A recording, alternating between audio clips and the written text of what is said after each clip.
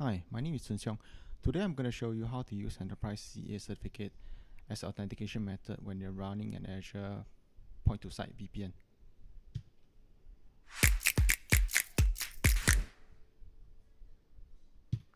Now, this guide will assume that you have already set up a VPN gateway on Azure.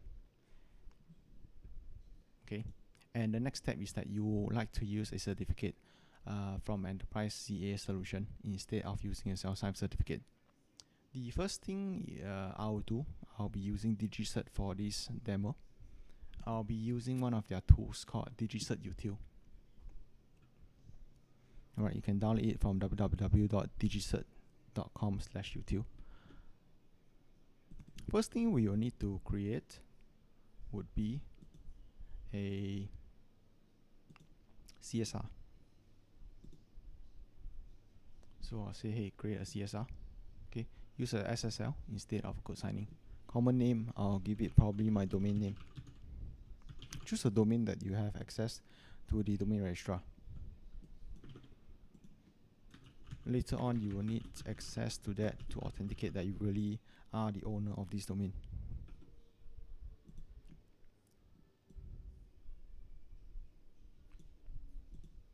I'll generate it.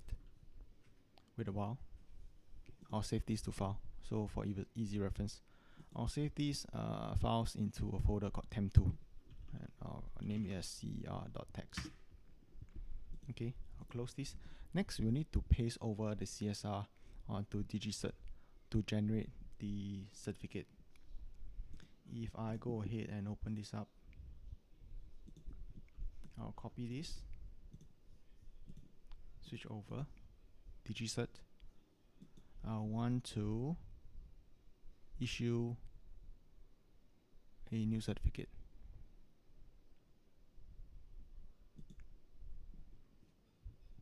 Alright, so I'll revoke the previous cert. I'll paste in a CSR. You'll, based on that, know that I'm using this as a common name. And I'll use a TXT record on my domain registrar to verify that I really own this domain.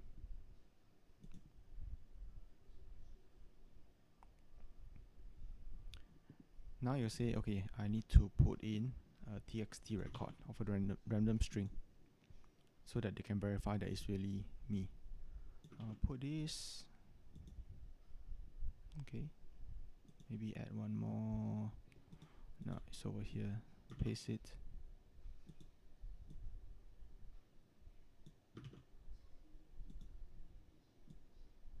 This is redundant.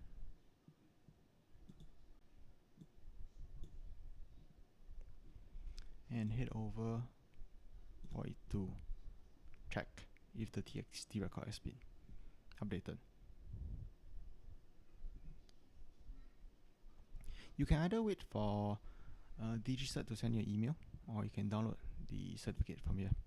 I'll just hang on and wait for DigiCert to send me an email. The format that will be given to us will be in a PEM file format. If I take a look at this, yeah, you can download it from here. I'll just hang on for the email.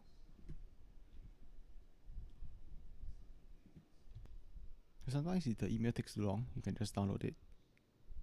Okay, I'll download a single PM file containing all the certs. I'll save this. I'll save this here.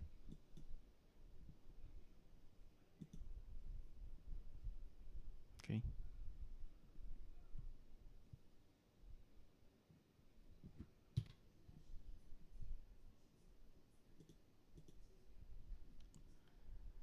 Now I should have the PEM file over here. I will use DigiCert utility to import temp2. Okay, select all file type and then select PEM. Next, done. The next thing we'll need to do some configuration. This is the part you'll need cert manager. So mgr.msc. Now you can see under personal there's a new certificate.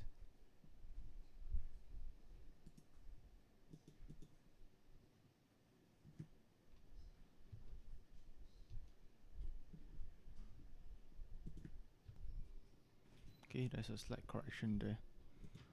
Use manage computer cert, not manage. Yep. Let me just show you the difference. Cert mgr.msc. Okay, this is for current user. So one is cert LM, and then one is cert manager. Use cert LM. So under personal, you should see that there's an imported cert. We will need to configure this to make sure that it does only client authentication. Right. Then we will export this. Alright, I'll copy this to file. I'll export the private key as well. Okay, make sure these two are checked. Give it a password. This is going to be used on the client side when you want to set up the VPN onto the server side. Give it a name so they remember what exactly it is. Client authentication export. Likewise, for the server side, we also need to export the cert. Okay, so if I just go to the certification path, this is the client. I'll need to go to the root or the parent, look at the certificate. Under details, copy to file will allow you to export it. So if I just export this as a base64,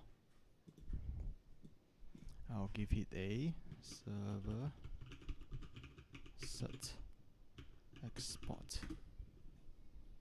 Next. Okay, export is done. So on the server side, we will need this. Okay, server.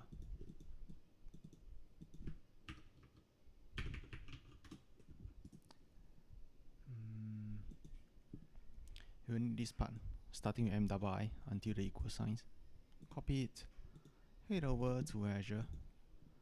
Under your VPN user configuration, give this probably like a name called root CA, and then paste the certificate data in and do a save. This might take you around 2 to 3 minutes. Yep, just be patient and give it a while. Meanwhile, while waiting, I'll show you some of the things that we have to do on the client side. So when the VPN client that eventually we will download tries to connect to Azure, it will be using the certificate not from the local computer, but you'll be using the certificate which is residing in the current user. If I take a look at personal now, there's no such cert, whereas on the local computer there is such a cert.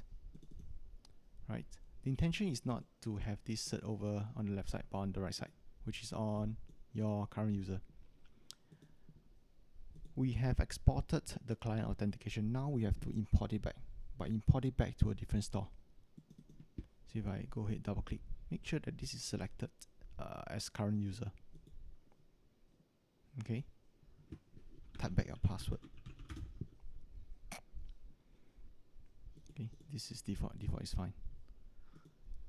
I'll just go ahead and double check, right click, refresh. This is now over here. Right, we don't really need this on the local computer anymore. I can just delete it, or I can leave it, but yeah, I'll just prefer to delete it. Head back to Azure now, check if this is done. Okay, still in progress. Alright, and it's done. Now we download the VPN client. This might take 10 to 20 seconds to initialize before the download prompts shows.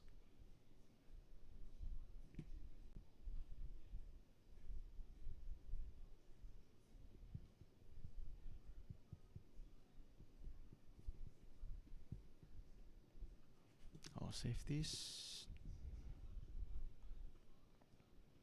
instead I'll save it over here, and I'll extract it.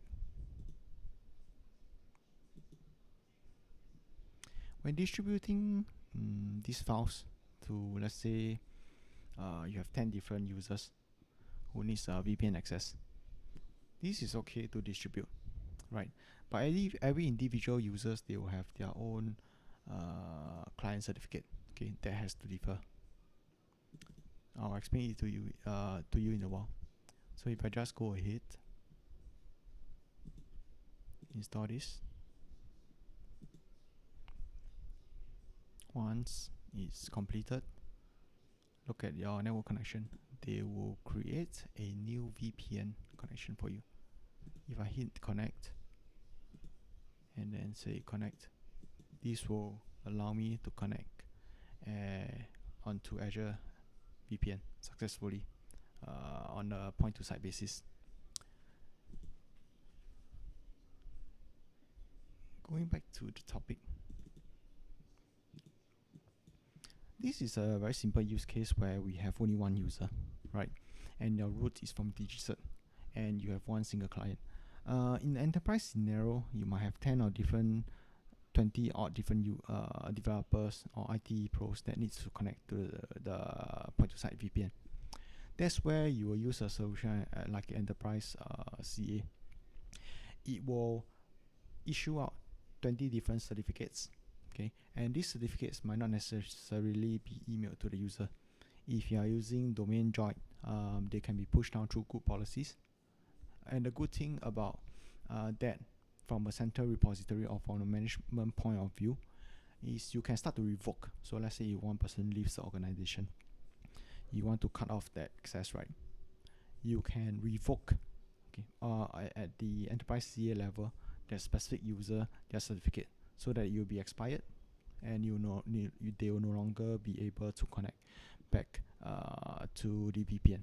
Yep. With that, I hope you found this video useful. Thank you.